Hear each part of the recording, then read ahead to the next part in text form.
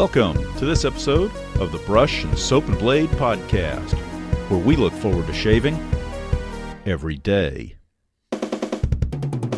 Welcome to episode 84 of the podcast. My name is Rick DeWeese. I'll be your host this week.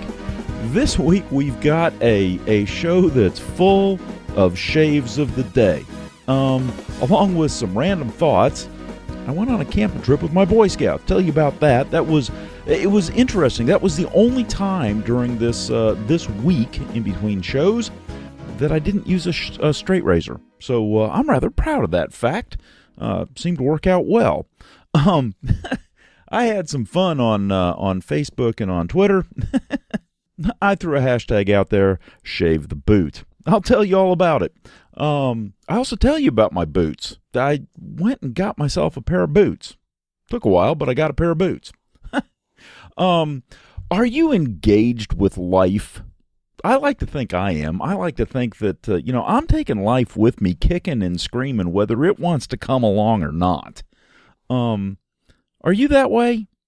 I bet you are. And I'll bet you are mainly because you're listening to this podcast and you're a wet shaver. Quite honestly, most people that are wet shavers have that attitude. And I think I know why. I'll tell you all about that. Anyhow, that's the show this week. Let's get on with this thing.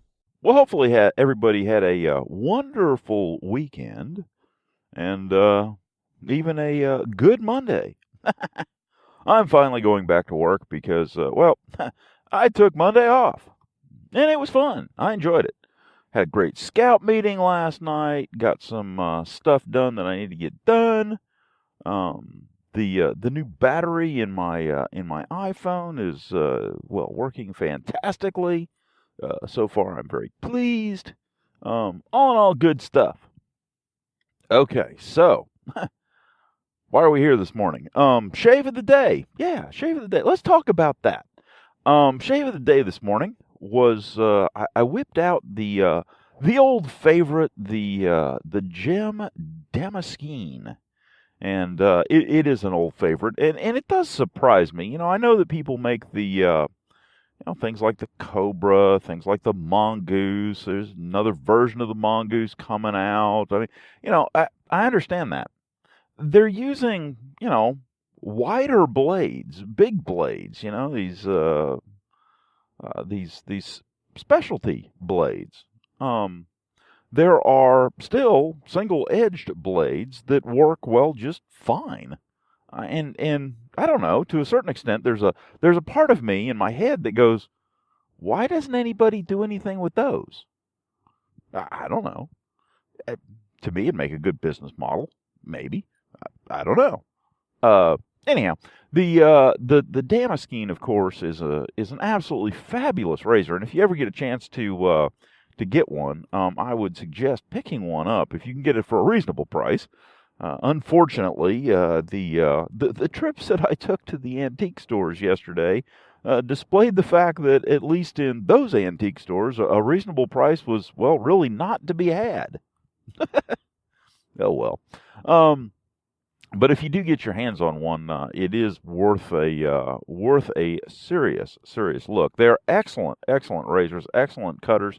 Very gentle, very mild, but still being just fabulous razors. Anyhow, I married that up with some Tikki, and this is my first outing with Tikki shaving soaps. And so the soap that I used was called Into the Forest, and a very nice, clean scent. Really enjoyed the scent of it. It's difficult for me to describe it. And in fact, when I lathered it up and asked my wife to, give it a whiff, she said, can't smell anything. And I think part of it is because the other day I did the same thing with the Arabian Spice, and it was so powerful that there's a subtlety into the forest that, if you blasted your nose and your face with very strong profile scents, that being able to discern what's into the forest is sometimes maybe a little difficult. Anyhow, it was a very enjoyable scent. A little bit of a little woody, and just it was good. So I'll keep experimenting with it. But anyhow, the shades of things to come maybe next week. But anyhow, the lather, it lathered exceptionally well. It really did. The thing that was interesting is it seemed to be, well, just a little thirsty. Uh, Usually what I'll do is I'll load up a brush, and I was using my boar's hair brush, and the boar's hair brush usually it puts a little bit more water in the soaps and the lather than, say, my synthetic. Okay, it just holds water, and the synthetics just, well, don't. Anyhow, the I usually put 1 teaspoon of water in and go from there. And upon the first pass, it was like, well, okay, this is not too bad. But then I noticed it was like, this is just a little dry. There's just, it could use just a little bit more moisture. So I put a little bit more in there, and it seemed to loosen up a little bit and come into its own, have a little bit more glide. Still the same, protection qualities, but just a little bit more glide that was desirable. So that worked well. And, so far it was like, very nice job. 3-pass shave. So, good stuff. I seem to be, I don't know, I used to do, 2 passes and a touch-up. Now it's like, go ahead and do 3 passes just to get just a little bit closer. It doesn't hurt anything, and it's easy to do. And, it's not like I have to squirt more goo in the can out, and use it up. It's like I got the lather right there in the bowl. It's a good thing. That's another nice thing. When you back in the day, if you were using the goo in the can, you were concerned at how long the goo in the can lasted, because, well, then you'd have to go out and buy another can. Meanwhile, so you would limit the amount that you used for each shave. So you would put it on, scrape it off, and immediately, wash it down the sink. And it was like, well, okay, there's that dollop of goo in a can gone. Okay, how many more do I have in a can? I never did measure. I had to do that one. Nah, that means I'd have to buy a can of goo. Nah, I won't. No, sorry, won't do it. Anyhow, the nice thing is that, you can do multiple passes, and you've got the lather for it, and yeah. So that's what I've been doing here lately is 3 passes, just, do one more, and the last one is, it's interesting. Sometimes what I'll do is with the grain, against the grain, and then cross grain, or sometimes I'll do with the grain, then cross grain, then against the grain. I don't know. Sometimes I just shave to shave. No real plan, just, go for it. Anyhow, it was a great outing. Finished up with Clubman, and, well, we're ready to start the day.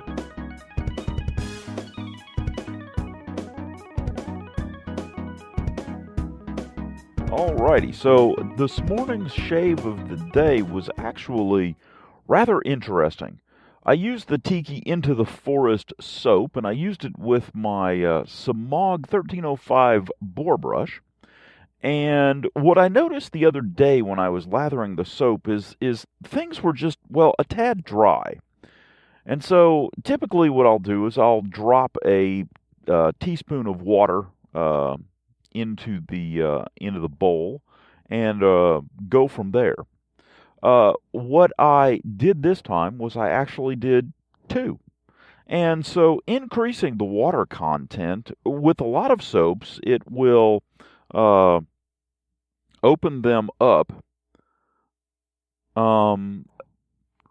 What'll happen is a lot of soaps, if you put too much water in, they get kind of bubbly and just not that good.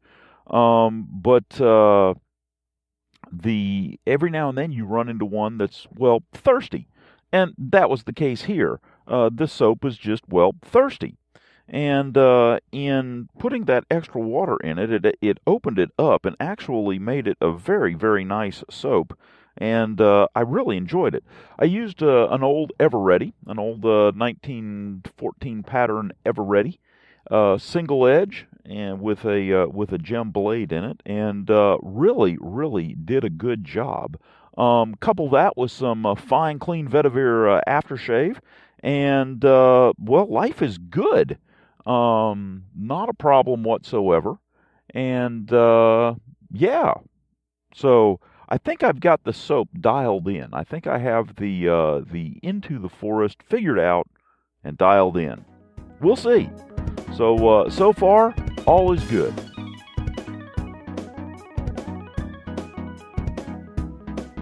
So today, apparently I have appeased the straight razor gods, because today I had a little bit of extra time this morning, and I went ahead and whipped out the gold dollar straight razor one more time, and lo and behold, I had an excellent shave. Now, the soap that I used was Tikki and Into the Woods. I used that with my Nathan Clark Badger brush, and whipped that up in the old salsa bowl, and had an excellent lather. Put a little bit of extra water in there. I went ahead and put 2 teaspoons in, and that was possibly just a touch much. I could probably do with about a teaspoon and a half or so. And so I'll try that in the future. But I'm getting pretty close to getting the soap dialed in. It's a tad thirstier than some, so I have discovered that. And once I figure that out, it's performing very, very nicely. So all good stuff. The smell, of course, is just absolutely it's just wonderful. I really enjoy that. So whipped out the old straight razor, and of course, you know, my wife was there, and I made the comment, you know, that, you know, I'm sitting here using a straight razor, and eventually I'll figure this out. And she said, nah, by the time you get that, you'll have Parkinson's and you'll cut your ear off. Well, thanks a lot, you know. It's like, I love you too. Oh, it's good stuff. Anyhow, so went ahead and did a 3-pass shave, and again, something I don't know what it is. I did from what I understand, remember, etc. It was the same motions, it was the same pattern, everything was the same as the shave that I did the other night that was just miserable. And this one was like perfect. I mean, just very nice shave. It did a really good job. Used the technique of tucking my chin into my chest to flatten out the area on my neck to get it a little bit closer, and that seemed to work well. I took long strokes. I didn't do short strokes. I took long strokes just to see, and it did seem to make an improvement. So that's I'll keep playing around with that, and eventually, maybe, who knows, maybe I'll get it. But for some reason, the gods decided to bless me again with a very, very excellent shave. And how do I know this? Well, I know this because I finished off one more time with the Ogallala Bay rum and splashed it on my face, and nothing. I had one area where it was just a hint of a twinge of a maybe. But that was it, and everything else was just, well, wonderful. And again, it's like, you know, now that you know what perfection is, it's like you keep going toward it. You keep trying to reach out there and get it.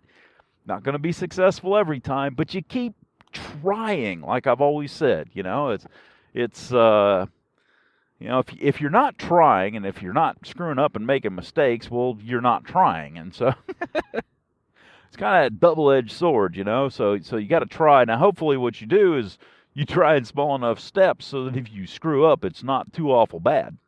But anyhow, this was again a very, very excellent shave of the day. Thursdays are always an interesting day of the week for me when it comes to, well, recording anything for the podcast. I can typically record a shave of the day or something like that, but that's about it. My brain just turns off on Thursdays. It's like I have racked my brain for the whole week up until Wednesday night when I put the podcast on the air. And Thursdays it's almost like my brain just kind of goes click and somebody throws a switch and it's just off. It is an interesting thing. It's funny because it's always happened that way. It's even since the beginnings. I would sit there and I would do shave of the days and things like that, or talk about this or that. But Thursdays was always like a mental day off. So it's just curious, and I've noticed that rhythm, if you will, more often as of late, and it's a curiosity, and it struck me as something that was a tad unusual, and so it's almost like taking a day off, like not shaving on Saturday or something like that. You go for a while and then you just stop. And I don't know. It's interesting. It's almost like our brains, our minds, our bodies. They just need a complete change of pace at some point in time, so that you don't get flustered or burn out or something like that. And that does, in fact, drive the, part of the hobby of wet shaving that I truly enjoy, and that's the fact that I get to shift things around. And I've spoken about this before, but shifting things around for me helps me, stay fresh, stay fun, stay focused to a certain point, because, you're not focusing on the same thing. You're focusing on things that just, a little different. And just that change sometimes is enough to really boost, your, for lack of a better word, your productivity, your ability to do things. It's like if you're in a company and you work for a certain amount of time at one job, and then you change jobs. Quite often, it's a good thing, because you all of a sudden have, just a different focus, and you can, it's almost like, okay, put this baggage down, and you have some time before you build up some, enough baggage to get in your way over here in this job, and then you maybe change jobs again. And the same thing is true to a certain extent with shaving.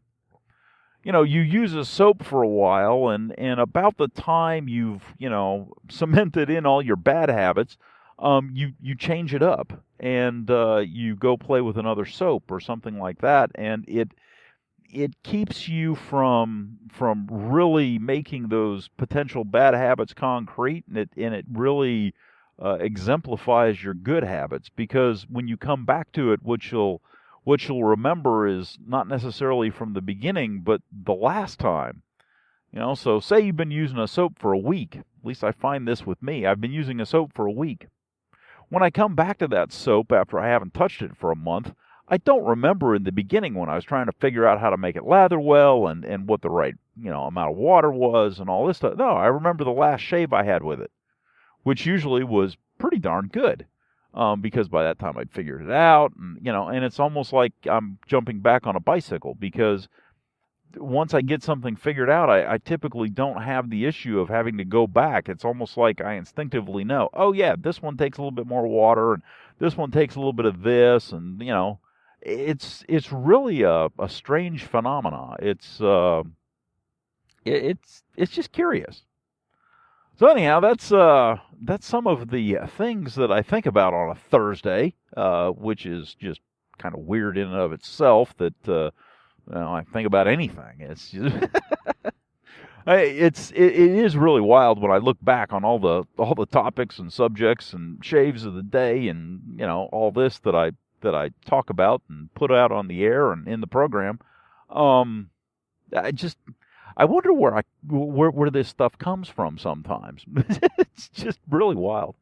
But anyhow, there it is, and the thing, straight razor shave this morning, used a single edge yesterday and a double edge the day before, and all three of those were really good shaves.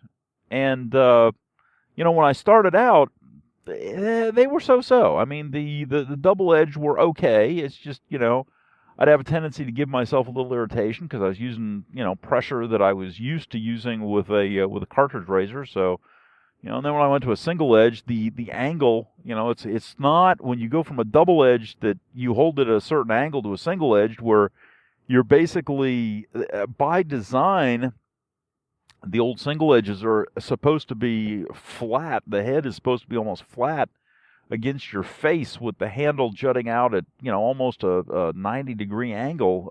That's not normal because you're used to using a double-edged razor, but it does put the blade at the correct angle. And so, it's one of those things where there's this angle thing that you have to figure out on a single-edged blade. And the same is true for a straight razor. That's what I'm finding is that, the angle has a lot to do with if there's irritation, how much irritation, etc. And so knowing where that angle should be and everything, and getting your vision and wrist and the mirror image and all this set up so that it's not a consistent and constant fight. And that's part of the challenge. That's part of the learning. That's part of the adventure, to be quite honest.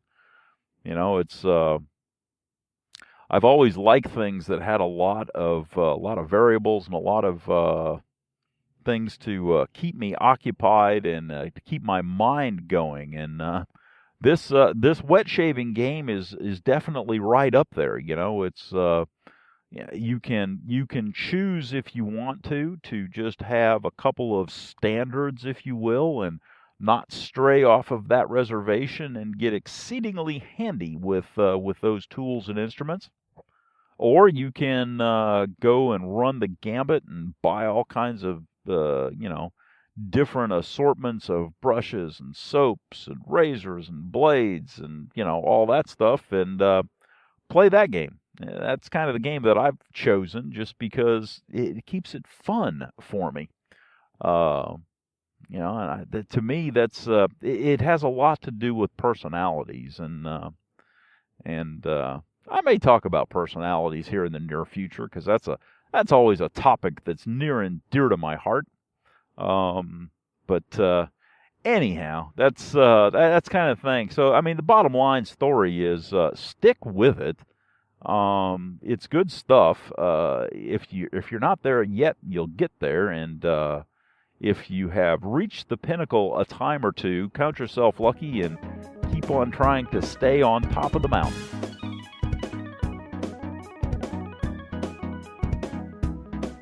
Okay, so it's a gorgeous day here in the upstate of South Carolina. The dogwoods are blooming, and it just, the foliage is starting to come out on the trees. It's just absolutely gorgeous. Now, granted, some of the trees are spewing pollen all over the place, but no worries because I don't suffer from allergies in that regard. Trees don't bother me. There's something else, and I can't remember what it is, but it hits me, but not trees. Anyhow, as should be appropriate anyhow for a wonderful day like this, I had a wonderful shave. And the amazing thing is that I actually had a really good shave with a straight razor. And again, it kind of goes back to last week when I had a very bad shave with a straight razor. I really do not, for the life of me, understand what it was that caused that. It's a mystery. It's an enigma. It's just, interesting. Anyhow, I used the Tikki Into the Woods soap one more time. Great stuff. Love the smell. The performance is just top notch. It really is. It's as good as any I've ever used. It was really nice in that regard.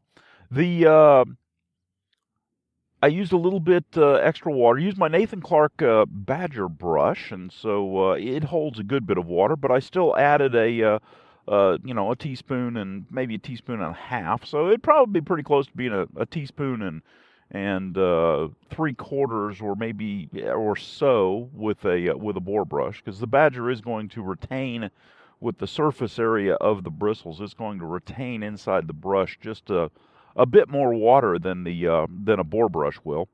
And so from that regard, a great lather. Didn't have any issues at all there. Soaped up, proceeded to do a 3-pass straight razor shave, and did a very nice job. Again, I used, the caller called in the tip of kind of tucking your chin into your chest. And thank you for that tip. Again, like I said, I'd used that with single-edged and double-edged to great effect. I'd never tried it with a straight razor. I've been doing it the last couple of days with my straight razor, and lo and behold, yes, it works. It works nicely. It really does a good job. It's now the only place that I have left. Okay, the only place that I have left is right in the center, like in between my Adam's apple and my chin, right in the center. And going up, it's smooth. Going down, it's smooth. Going from the Adam's apple outward toward the ears, it's smooth. The only thing you can feel is when you go from the ears into the Adam's apple. So it's definitely a grain issue, and it's one of those things where I can't get to it. And, somebody who had me stretched out on a chair, if somebody was doing it for me, they could probably do it just fine. I can't. At least not yet. I haven't figured that part out yet. So, anyhow, thanks for the tip, because it does work very nicely, and I would highly recommend it. Again, it goes on to what I've been saying all along. It's a learning curve, and anybody that tells you they're an expert at any of this stuff, just smile at them. Just nod your head, smile at them, because if they're willing to say they're an expert, there's other things going on there. Anyhow, the shave was great. Finished up with some clean vetiver from Fine aftershaves. Thought that would go very nicely, kind of like walking out of the woods and hitting the grassy plains, as it were.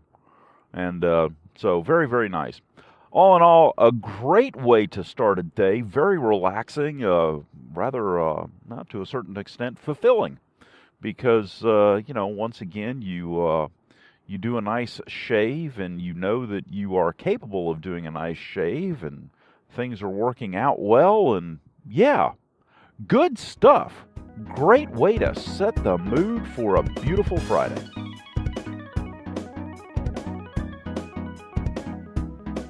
Okay, so this weekend went camping. Went camping with Boy Scouts down at a local property. An Eagle Scout who has long since gotten out of scouting and has a piece of property he lets us use, and we thanked him for it greatly. I mean, it's really good when people do that.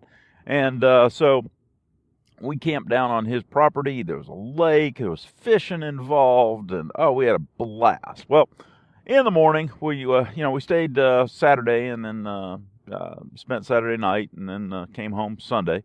But Sunday morning, because a scout is clean, I whipped out the bomb. Well, that's what my kids affectionately call it, and that's my shaving kit in a plastic otter box that is waterproof, and got a little mirror for it, and a collapsible dog bowl for a lather bowl, and I have a mug, a little blue steel mug that I use for rinsing things off, because it just works better that way.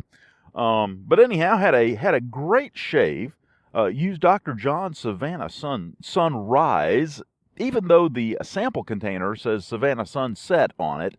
The soap is actually named Savannah Sunrise, and it was interesting because when I first got this stuff, it was like I kept talking about it as Savannah Sunset because that's what it said on the sample container. And then I started looking online and seeing the pictures of it, and it's all said Savannah Sunrise, and immediately I thought, oh my God, I'm crazy.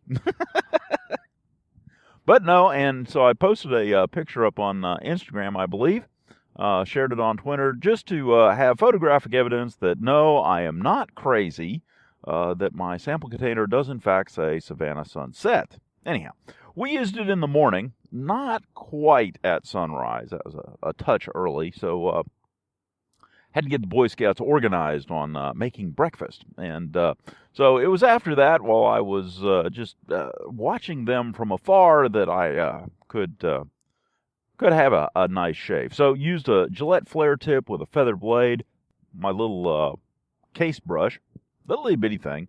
And I don't give it a whole lot of use, really, because I don't like the scratchiness. However, I didn't really notice it that much Saturday morning, which was rather interesting. I hadn't really expected that. Did a fine job, 3-pass shave. Did a good job. Finished it up with some fine aftershave that I had in a little sample bottle that happened to fit in the bomb just perfectly. And so all in all, good stuff. So I had fun the other day. I had gotten back from camping and I looked down and my boots needed cleaned. Now, I take good care of my boots. Well, at least if they're worthy to be taken good care of. I have another pair that is falling apart and, well, just really made me kind of mad, pissed me off.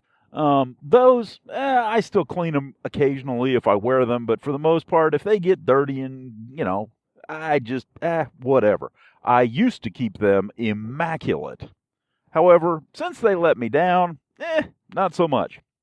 So, the boots that I was wearing were, of course, my new ones, and they have not let me down. I still take care of them, very good care of them, as a matter of fact. And when I looked down after my camping trip, lo and behold, my boots were dirty. Okay, so to clean a pair of leather boots, I happened to use saddle soap. So I started looking around. I had a tin of saddle soap, and I started looking around to say, okay, usually when I use saddle soap, I use a rag or I use I've got one of the little dauber brushes. And so I picked up one of the little dauber brushes that I had laying around, and lo and behold, all of the hairs came out of the head. Essentially, the equivalent of the knot fell apart. Well, that's rather disgusting. And then I started looking at this tin of soap, and lo and behold, it dawned on me that this thing looked just like, well, a puck of shaving soap. Isn't that interesting? And I happen to recall, because I did clean up my not clean out, clean up my shaving den the other day, and I have this really, really old barber shop boar brush, and it was bought back in, I don't know, the 90s or something, and I think I paid like $8 back then for it, and it's not worth anything. It's got I don't know, it is not a good brush by any stretch of the imagination. However, it is a usable brush. So lo and behold, I said, you know what? This thing has a good boar knot in it, so I'll go ahead and soak this brush, and seeing as how it's saddle soap, I'll go ahead and lather up my boots using my boar brush. And that's what I did. So, I took took the laces out of the boots and kind of wiped off the big chunks, and then proceeded to clean my boots with a little bit of warm water, some saddle soap, and this, well, not a real good shaving brush, but a perfectly suitable cleaning brush. And it worked fabulously. It really did. I even got a little bit of a lather. Now, granted, saddle soap is not supposed to lather like shaving soap is, but you can, it does get a little bit of a lather. And between that and then, rinsing it off in water and wiping the boot clean and everything, my boots were absolutely in pristine condition. Now, the nice thing about using a brush is that, lo and behold, I can get into the crevices, I can get into the junctions where, two pieces of leather meet, I can get into the, around the eyelets, I can get into everywhere where typically you just can't reach.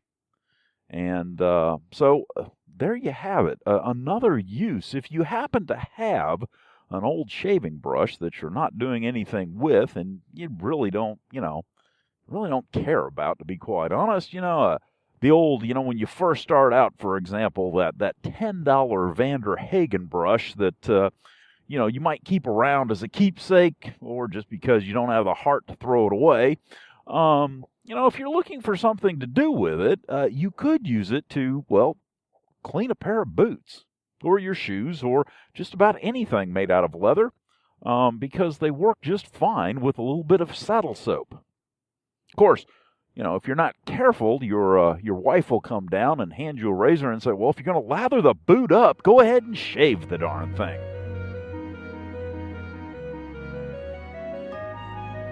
Oh, Monday morning. Sometimes I dread Monday morning. Sometimes I look forward to Monday morning. This one's kind of in the middle. It's allergy season out here. There's pollen everywhere. Camping, it didn't completely lock up my back, but I had to stretch out my back a little bit this morning because I was definitely stiff. And, between that and the pollen in the air, it's just got this low-level headache. It's just, I don't know. It's one of these things where you just kind of, you don't really dread it, but you're kind of there, and you wish you weren't. It's like, I wish I was somewhere else right now. Anyhow, with the shave this morning, Samog 1305 brush, some Tikki Into the Woods soap. I face lathered. I did not use a bowl. Face lathered with it, and it performed exceptionally well. It really did. It did a great job. Of course, the Samog does a great job as well, so that helps. So all in all, good stuff. The razor that I used was my Gold Dollar straight razor. And I have been using my straight razor more and more. I'm getting a little bit more confident with it and a little bit more able with it, I think, is the big thing. The ability to do a straight razor shave without hacking and cutting and everything else is, a good thing. So that's what I did, and it turned out to be a very nice shave. I'm starting to figure out how to get, on the jawline there, and so slowly but surely I will come up with a method/technique that works for me. And I guess that's the key this morning, is that you want to come up, whatever you use, you need to develop for yourself a method and a technique that works for you. And that's one of the reasons that it's very difficult and very hard for anybody else to give you, really clear-cut instructions rather than just advice. And you need to take it that way. Whatever anybody says, whatever you see on a YouTube channel, it's advice. It's not necessarily clear-cut instructions, because at the end of the day, you're going to have to figure this out, a little bit for yourself. It has to be customized to you. It's just kind of the way it is. I've got a little bit of a vision problem in one of my eyes, and that has gotten me, it has gotten me into trouble with a straight razor. But, you develop a system and a pattern and a way of doing things that, overcomes and compensates. And some people have difficulties with arms and elbows and wrists and hands and things like that. And at the end of the day, you have to figure out how to compensate for that. Just like, people have beard growths and grains that are different, growing in different directions and all that. You got to learn to compensate. Different water hardnesses, same thing. It's just, that's why, if somebody's out there and they're looking for, how do I do this? General instructions are one thing, but it's really just advice. I can't tell you explicitly how to shave and do it well. I can tell you how to shave, but not necessarily how to do it well for you. So there is that little caveat and that little difference, and it's something to keep in mind from time to time when you see the YouTube shaves and things like that, because we are all different.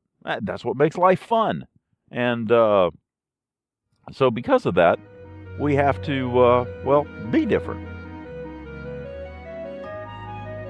Okay, well, it is a rainy spring morning here in the upstate of South Carolina. However, it is nice and warm. It's 69 degrees, so spring is here. I mean, even the rain coming down is warm. It's really rather pleasant. But the main reason that we're here this morning is to talk about the shave of the day. Okay, so this morning, usually on Tuesdays is when I finish up the week-long soap trials or tests or whatever you want to call them. And so this morning I finished up with Tikki Into the Woods. And it really struck me as wonderful because, well, that's where I spent this weekend, was, well, out in the woods. So that was, I don't know, kind of nice. It was kind of a nice way of finishing things up and saying, hey, you had a good weekend. And it really kind of set the stage, and so that was nice. So, used my my Badger Hair Nathan Clark brush, which of course does an excellent job. And I actually bloomed the Tikki soap this morning, which is not something that I normally do. My opinion on blooming has always been, let the soap stand on its own, and if you have to do any finicky finagling or special massaging or, hold your head just right or, whatever, yeah. So use the Nathan Clark brush, and on Bloom soap, I didn't have to add any water because between the water remaining in that big old badger hair knot and the wateriness of the soap in the tub, it created an absolutely superb lather. Which, okay, so it does point out if somebody is blooming their soap, they may not need to use as much water as what I typically do. If you bloomed your soap and then added a teaspoon of water like I typically do to my soaps, you'd end up with something that would be just, well, a little sloppy and a little messy. So, it's all a matter of perspective and understanding just how much water you got in there and where it's all coming from. Again, one of the fun variables of wet shaving, just to try to keep attuned to what's going on. It's really kind of an exercise in surrounding, understanding your surroundings, awareness, as it were. So anyhow, the lather, of course, was absolutely magnificent, as it has been all week long with the Tikki Into the Woods soap. The scent is just absolutely beautiful. It really is. It's it really, after spending the weekend in the woods and then coming back to Into the Woods, it is in fact very reminiscent in my head at this point to being out in the woods. It's really kind of nice.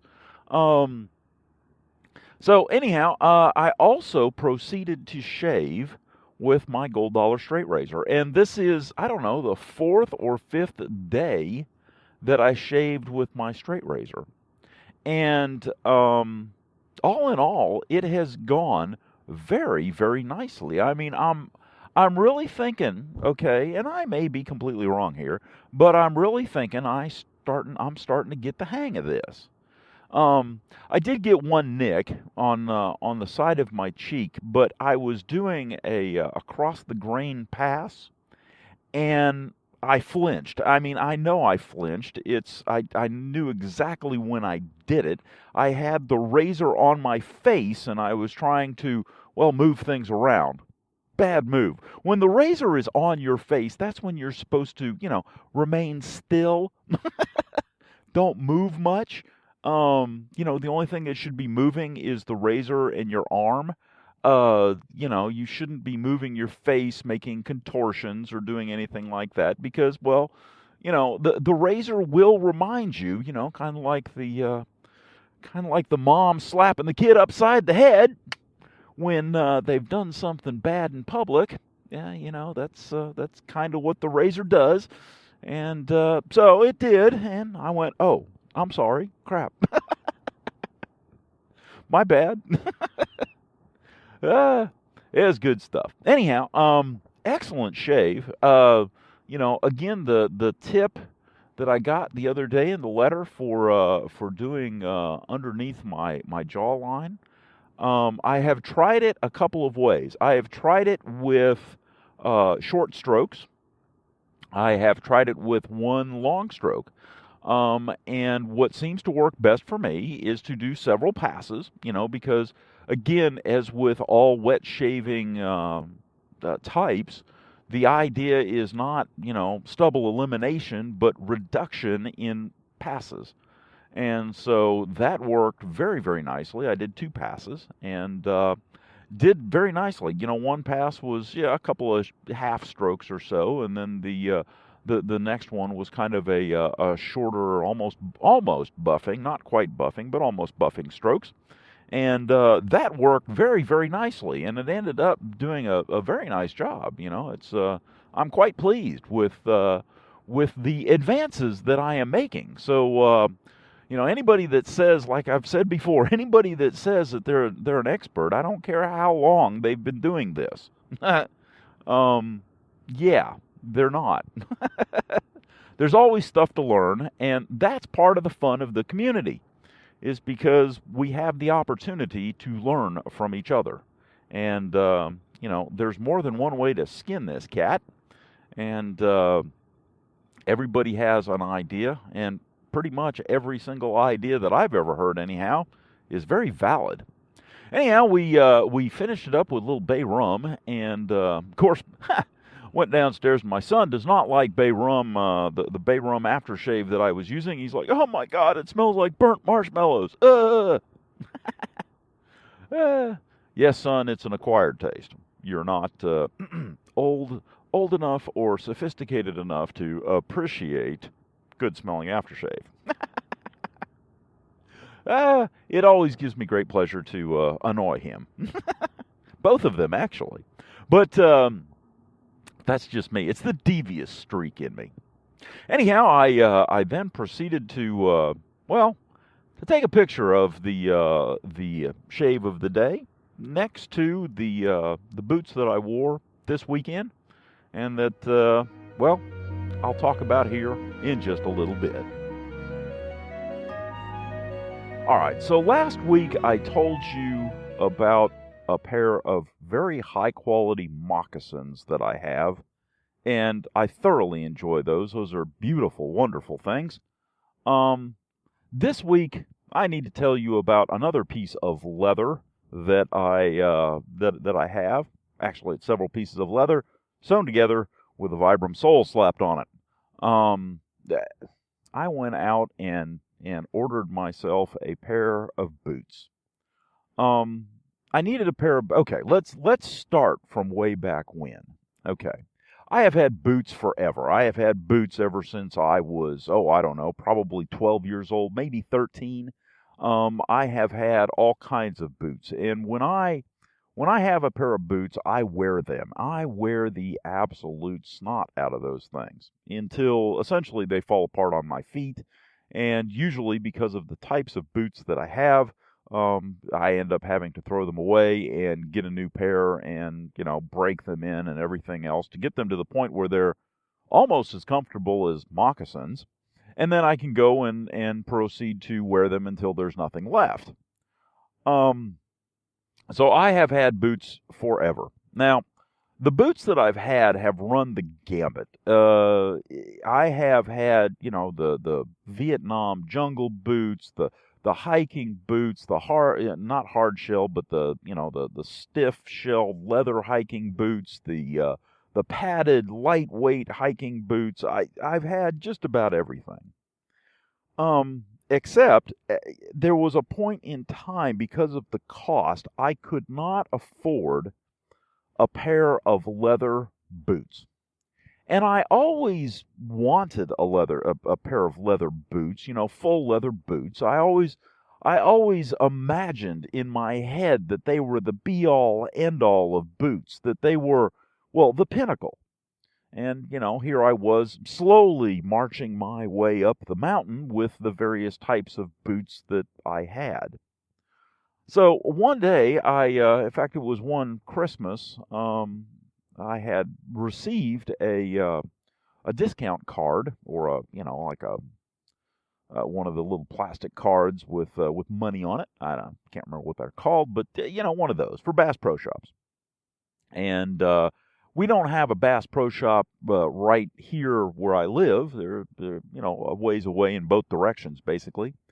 And we went to visit family, and on the way back, we stopped at a Bass Pro Shop. Now, we had been in the car a while, and nobody wanted to get out, but I did, because I needed to stretch my legs. I was the driver, and I needed to get out and just kind of have a change of mindset, if you will. And I walked out, and there was, within Bass Pro Shop, a pair of Chippewa Apaches, which is an 8-inch all-leather boot, on sale. And with my card, my gift card, they were, well, all of a sudden very affordable. In fact, extremely affordable. And they had them in my size. So I snatched them up. Now, okay, I will admit I am rough on boots, but at the same time, I take real good care of them. I mean, I treat them, I keep them, clean. Except when I'm using them, but when I get back, I clean them, take the laces out, clean them all up and down, throughout the tongue and everything else, make sure that there's no dirt scraping all over the place, and so I clean them up, and then I usually treat the leather. If they're real dirty, I'll use saddle soap, but then I'll treat the leather, and my leather treatment favorite is Open Offs LP.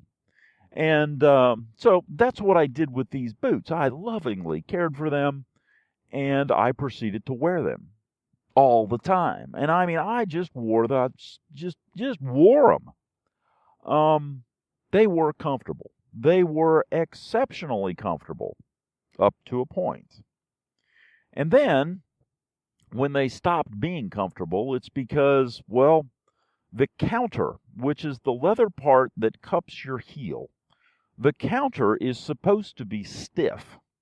The counter in these boots basically fell apart, and my foot, for the most part, slid sideways off of the sole of the boot, and the boots are, for all practical purposes, destroyed. I mean, they're right up there at, well, useless. I mean, I tried. I put new soles on them, put insoles in them to try to straighten things out and make them usable again. No, they're toast. Okay, how long did that take for a pair of all leather boots? 9 months. So a pair of boots that would have cost me $150 took 9 months to basically be nothing. Okay, nothing but some leather that just kind of flops around. And I'll throw some pictures up on the blog so that you can take a look at what I mean by, well, destroyed. Okay, so here I am, and my leather boots that I have coveted forever are destroyed. They haven't lasted a year. I'm beyond disappointed. I'm disgusted. All right, so during this time of reflection, if you will, I'm back to wearing, padded hiking boots and everything else, and it's just, it's okay, but it's not right. I come upon a YouTube channel that I've been following, and I have always coveted boots. And when I make purchases like that, I usually do a lot of research before I make a purchase. And so one of the YouTube channels that I follow is Wrangler Star, and Wrangler Star had ordered a pair of boots by a gentleman by the name of Adam Jimenez up in Minnesota. And I looked at those boots and I thought, that is a great pair, or a great looking pair of boots. And they are custom made. Now, they were expensive, okay? But when I looked at things like Nicks and Whites and, things like that, smoke jumpers type boots, and, but just basic outdoor wood boots, yeah, they are expensive. And when you start getting into custom fitted, then yeah, they're a little bit more expensive. All right, so I did a lot of reflection, and I thought, if I ever come into a little bit of money, I am going to order a set of custom-made boots. Just once in my lifetime, I'm going to do it. And lo and behold, apparently the good Lord was listening and smiling on me, because I had an opportunity to sell some stocks, and just happened to sell them at the absolute top of the market, and so had a little bit more extra windfall. And, me and my wife are relatively frugal. We don't spend a lot. And so we actually had the opportunity to, have some mad money. And so I went out and used my mad money and ordered a pair of boots. So I contacted Adam, and he's with Open Road Custom Boots. And I'll go ahead and link to his, Facebook page and things like that. Throw out some contact information. But I went ahead and called them up and said, "Hey, I need to order a pair of boots. I need to order them like this, and this is the kind of boot that I want. And yeah, let's do this thing." So what he asked that I send half the money so that he could get started, order leathers and things like that. And so I did. And he said, "Okay, I'll send you a measuring kit." Now, I had never custom measured for boots before, and so I didn't know what to expect. Well, he sent me an 11 by 17 manila folder in the mail, and a cloth measuring tape. And my job was to take a pencil or pen and to measure my foot in several different places, take an outline, etc., wearing socks. And so I did. I asked, my wife gave me a hand with that, and we proceeded to measure. I then sent the measurements off to Adam, and he said, "Okay, we'll get started." Okay. Now again, I'd never ordered custom boots ever. I had no clue what the procedures were, how long it took, or anything.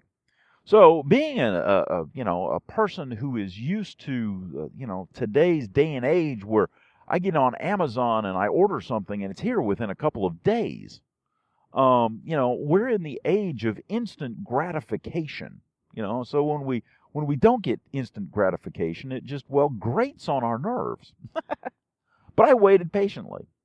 Now, this happened in the I'll tell you that later. So several months later, I called them up and just to touch base and, "Hey, how's it going? And are we making any progress?" And, "Yep, we're making progress." Okay, and I wait. And several months later, are we making progress? Well, there was, ran into some problems with the family and stuff like that. But I'm getting back into the swing of things, and we're making progress. Okay. A couple months later, call him up. "Yeah, I'm almost done with him." Like, okay. Now, when he says he's almost done, one of the things that Adam does, which I really find nice, is he will send you the boots before he puts the soles and the heels on, to make sure that the fit of the boot is correct and that there aren't any hot spots or any issues. Okay? So after about another 2 months, I call him up, and it's like, "Okay, what's going on? It's been a good while here." And he says, "I'm getting ready to ship them out. They're ready. They're ready to test fit, so I'll get them in the mail in the next couple of days." Okay. And about 2 weeks later, they show up. And there they are, my boots without the heels and without the soles, and they have a heel block, a single heel block. And my job at this point is to put these things on and verify the fit of the boot. So I do that. I'm here to tell you, it was amazing. It literally felt like somebody had painted this boot on my foot, on both feet. You know, usually you have one foot that's just a little bit different than the other foot. No two feet are exactly the same, you know, and so when you go and, you know, size your right foot for a size 10, your left foot is usually a slightly different size, different length, different width, whatever. There's always a bit of a difference. These things were painted on. It was phenomenal. They were perfect. And it was just amazing. The quality of the build, triple stitching all over the place, beautiful, beautiful leather, lovely set of boots. So anyhow, I measure, you know, I put them on and said, yeah, these things are good. There's no hot spots or, you know, any place where it you know, is too tight or anything like that. Yeah, exceptional build right here.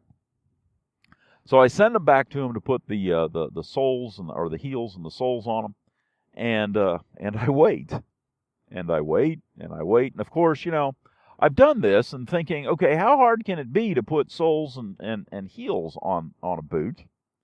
Okay, so in the meantime, I watch a few videos, you know, YouTube videos, and find out that, well, you know, that's it's not intuitively obvious as to how difficult it is to actually do that. So anyhow, about, I don't know, 3 months later or so, my boots show up.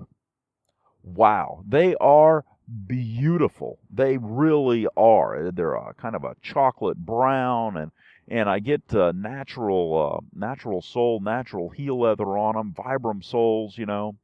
And I told Adam that I wanted a boot for to be used for hiking, and so he put a number 4 toe in them, and you know, kind of a box toe, so that I don't have to worry about any kind of cramping of toes or anything like that, you know, coming downhill, hitting toes or anything.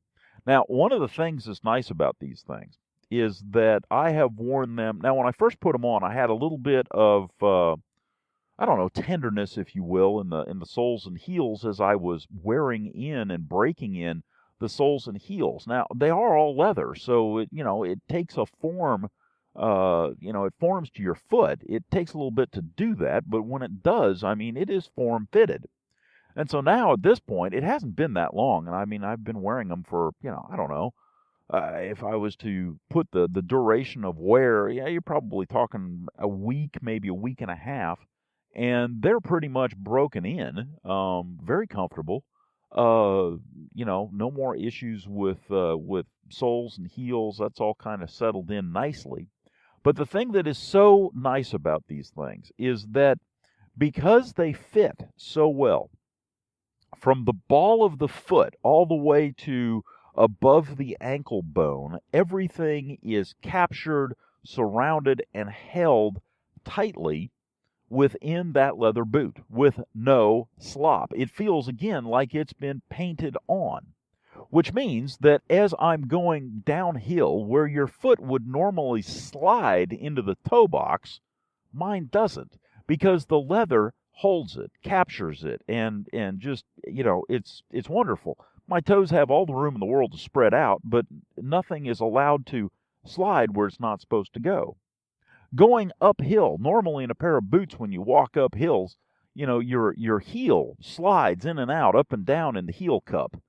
I don't have any of that. It's snug, it's secure, it just sits there. It's wonderful. It really is wonderful. So far, I have absolutely enjoyed, just thoroughly enjoyed this set of boots, and I'm thinking these things are going to last me for a long, long time. Now, I've done another article. It's kind of a supplemental blog post, if you will, and I'll put it up on the blog so that you can see pictures and read a little bit more about these boots if you care to, and it's a few more pictures, maybe a little bit better description. But right now, I would probably, if I was to tell somebody what the best thing that they can do for their feet, it would be to order a custom pair of boots or shoes. Now, would I order from Adam? Yeah, I would. The quality of his boots are just phenomenal. They truly are. However, I would throw in a caveat. If you need boots in a hurry, if you demand constant communication, the ability for, contact with the company, questions answered, things like that. Adam's a one-man shop, and I understand that, and I'm not trying to beat him up, okay? But trying to communicate with a guy who makes boots all the time, knows the lingo, knows the ins and outs, when here I am, somebody who has, first off, not had a pair of boots like this before, ever, and doesn't necessarily know the questions to ask. I think I would probably, if that's the same situation, if you're trying to get your feet wet, as it were, I don't know that going the route of a one-man shop custom-made boots would be the answer. It's I don't know. Again, his boots are fabulous. The quality of the things is just, excellent. It really is. Although I must admit that when he sent me the boots, he did not send false tongues with them. And when I asked him about them, he said, well, I usually don't send them because people don't ask for them. I said, well, if they're extra, I'll pay you. He said, no, I'll send you some out. That's been 3 weeks ago, and I haven't gotten anything yet. So, that is symptomatic of somebody who's running a one-man shop who is more concerned with the quality of the stuff that he's working on than, potentially answering customers' questions, making sure his customers are, exceptionally happy, and it's more about the quality of the build than it is about the building of the brand, I think, which is okay as long as you understand that. Now, a place like Nick's, which is up in Washington State, which also makes boots or whites, they also offer custom-fitted boots. And while you won't get quite the same number of features as you would in an open road custom boot, while they don't offer the features, I think they would have more speed and more customer communication. So if that's what you need, and you need to be aware that I'm saying this because the boots that I have took me 11 months between ordering and getting the final product. Patience. So that's my quick review, but I'm here to tell you, the quality of the boots is just, beyond reproach. I mean, they are an exceptional pair of boots. And of course, I have taken care of them and worn them and just, wear them like I normally wear boots, which means I'm not delicate with my boots. I expect my boots to work for a living. And, I don't try to abuse them, but at the same time, I surely do not baby them. In fact, even one of my assistant scoutmasters has made that comment. Boots look good until they just give up because they can't take it. And so, if you wear boots, a lot, consider a pair of custom boots and get them fitted for you.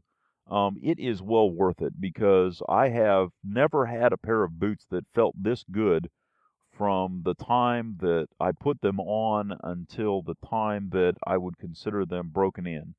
I have never had a boot break in quite this rapidly. I have never had a boot that felt this secure, both uphill, downhill, sideways. It doesn't matter what I'm doing and where I'm at. This boot feels secure. Now, from a price standpoint, you're talking about a situation where a pair of Chippewas, which are supposed to be a pretty decent pair of leather boots. I mean, they're not exceptional, but they're a decent pair of leather boots. Cost, we'll call it $100, even though they're actually more than that. But, you know, if you buy them on sale, call them $100. They lasted 9 months. Looking at the boots that I have now, they're probably going to last 10 years. Now, once they get to that 10-year point, they can be rebuilt. They can have new soles put on them, new heels, and everything put on them. And I can probably get another 10 years out of them. I'll probably pay about half what I paid for the boots to get them resold. But, you know, I can probably do that and still be way ahead. So one of the things that is curious with custom boots is that it seems that you pay the money up front, essentially, for the equivalent wear, if you will, in normal boots, and then proceed to have some actual, you know, exceptional quality boots as you go. So, you know, it's one of those things, to me, it seems like the quality function is very similar to what we do in wet shaving with quality soaps, quality brushes, quality razors. It is the same thing that we tend to do when we get out of wet shaving and get into coffees. Quality coffees, quality methods of roasting and brewing. Same with fountain pens, quality inks, quality pens, quality papers. This is just one more step of, you know, surrounding yourself with quality products. Buy quality, buy it once, and enjoy it for, well, almost a lifetime. So this segment is really, you know, you might say, well, it's about boots. Yeah, it could be. I think to me, at the end of the day, it's really about quality and surrounding yourself with it.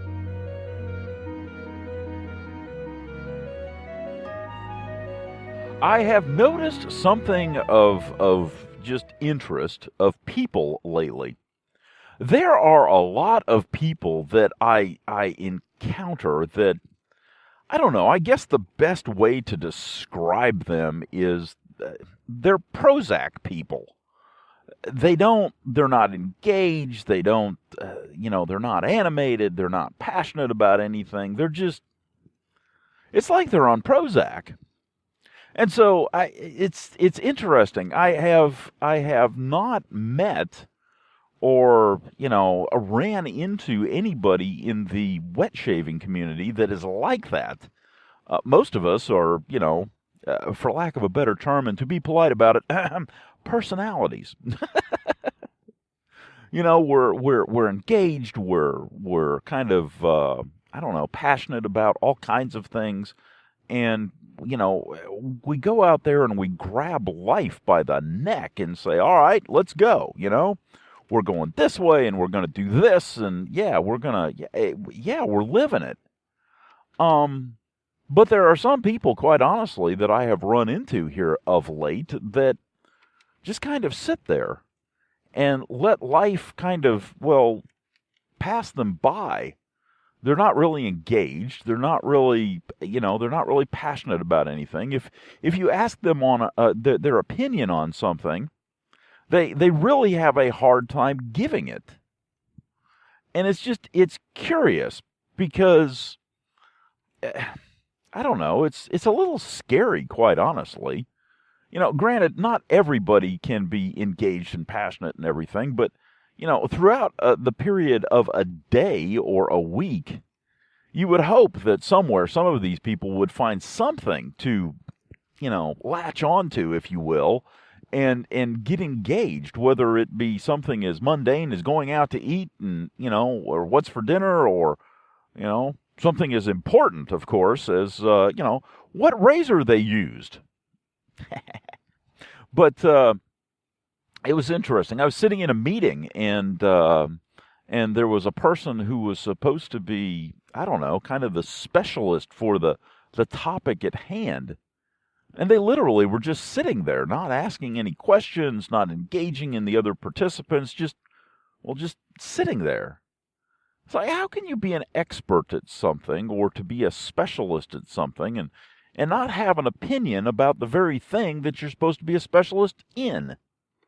How is it that you can, and I understand people have bad days and things like this, and I'm using the single meeting as a touch point more than anything else, because this has been going on for a while, and it's not just this individual; it's many others as well. But it's like they're on Prozac. They're in their own little cocoon, and they don't want to come out. They're scared of the world. They're scared of life. And, it reminds me, I remember having a conversation. I lived in France for about 3 years, and traveled all over the place, and, all through Europe and everything. And I came back to the United States and kind of looked around and went, okay, well, I'm home, and let's make the most of it.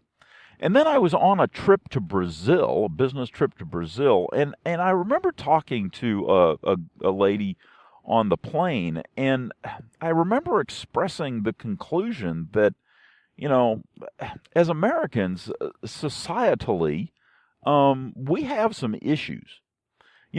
Our coffee is just, kind of like watered down. Just it's almost like you would take a tea bag, put a couple of coffee grounds in it, dip it about 3 or 4 times, and voila, there's your coffee. And that's what they call it. And yet at the same time, it's not very rich, it's not terribly flavorful, it's just, it's like colored water. Whereas in other countries, coffee is thick and rich and just, good stuff. And in fact, that's one of the things that drove me to roasting my own coffee. And then, I look at my experiences with something as simple as bread. And, the bread in France is where I was, and the bread in France is legendary.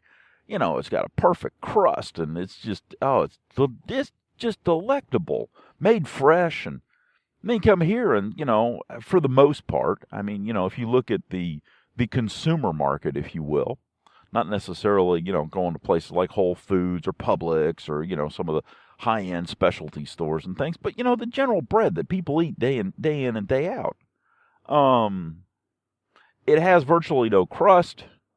It's, kind of thin.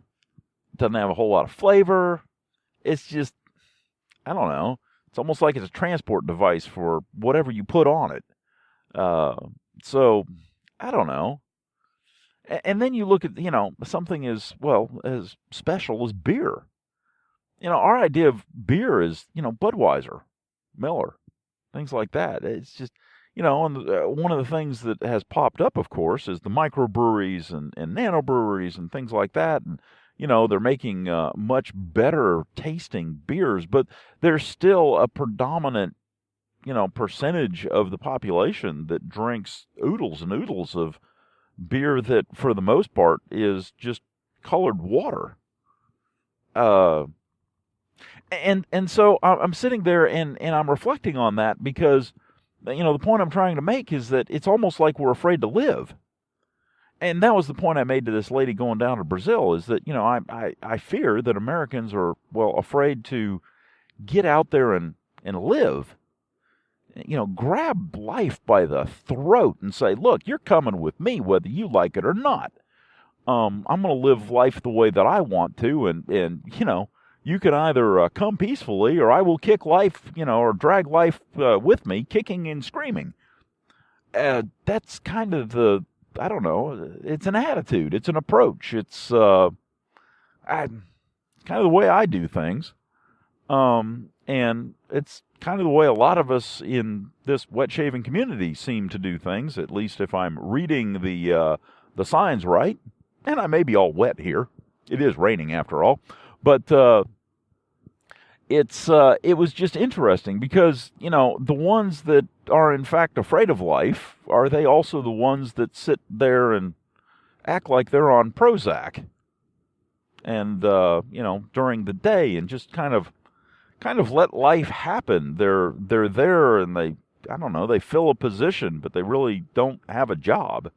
It's just I don't know. It's curious. It's scary at the same time. I mean, you would hope that people, adults especially, have some passion about life and have some desire to, make a difference, make change, do things, have an impact, whether it be on, the people that they surround themselves with, their own families, children, youth groups, whatever, churches, all that stuff.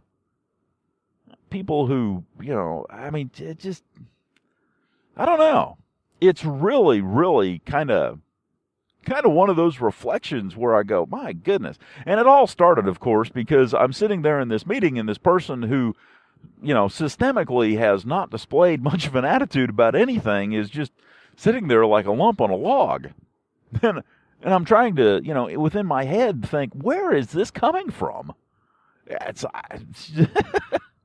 just where? You get to a certain level in a company, no matter what you do, and I would hope that you would have some, I don't know, drive. And perhaps, just perhaps, the reason, or one of the influences anyhow, on my ability to live life the way I do, By the way, life is on a leash behind me because life is coming to work with me whether it likes it or not, kicking and screaming the whole way. If that isn't, I don't know, kind of the attitude I take because, I take the time to do something, well, that's not super simple, not disposable, not, it takes some, I don't know, interaction on my part, some engagement, and that little thing is called wet shaving. If you think about the difference between someone who wet shaves and someone who uses a cartridge razor and goo in a can, there's very little engagement in the whole process. You push a button, voila, you have goo in a can, you spread it on your face, you scrape it off with a cartridge razor. There's not a whole lot of engagement there. There's not a whole lot of just, I don't know. It's like it's a chore, it's something you do, but it's not something that you think about and that you are part of. The scraping of the stubble off your face with a cartridge razor is usually done in one pass. I dare say that most cartridge razor users do not do multiple passes. It's just something that, they don't do. So, part of me wonders if the engagement or the ability to, stare life in the eyes and say, oh yeah, who's going to blink first, comes from the very fact that we wet shave. The very fact that we're engaged in something as, a process that is as simple as shaving in the morning. The selection of soap, the selection of a razor, the stropping of a straight razor, for example. There's an engagement factor there. There's an engagement factor, almost a sharpening of the senses when you put straight razor to face, knowing, of course, what the consequences can be if, well, you flinch. Trust me. Or the same as could be said of making roasting and everything your own coffee. There's an engagement there. It's up to you to decide when things have roasted to the proper level, to the desired level. It's up to you to decide the proper grind. It's up to you to decide on the brewing method, the extraction times, things like that. You're engaged in something that most people just take for granted. You walk up, put a Keurig cup in a machine, and voila, hit the button. A minute later, your coffee's in the cup. there's not much engagement in that process. And I wonder, quite honestly, if the fact that we start off our mornings with very little engagement for the majority of the society, if that's not in fact driving the mood for the day, and in fact we're just not engaged in life as a result of that. And so, like I've said many times before, potentially this is more than about shaving. It's not just shaving. Yeah, I mean, it is just shaving, but at the same time, the benefits, the side effects, it could be so much more.